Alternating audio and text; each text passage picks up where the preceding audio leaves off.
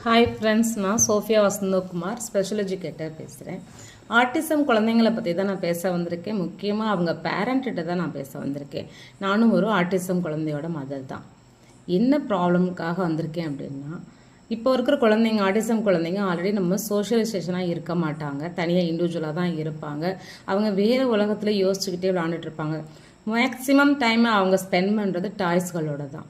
நம்ம என்ன பண்ணுறோம், இந்த டாய்ஸ் இருந்தால் போதும்னு நினச்சிட்டு நம்ம ஒரு டாய்ஸ் வாங்கி கொடுக்குறோம், கேட்குற டைம்லாம் வாங்கி கொடுக்குறோம், அவங்க அடம் பிடிச்சோன்னு வாங்கி தரோம். ஸோ அளவுக்கு அதிகமாக நம்ம டாய்ஸ் பர்ச்சேஸ் பண்ணி குழந்தைங்களுக்கு கொடுக்குறோம்.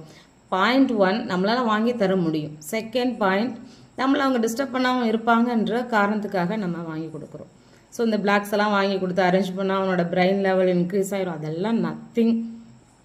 நம்ம குழந்தைங்களை நம்மளே தான் காசு கொடுத்து கெடுத்துட்ருக்கோம்.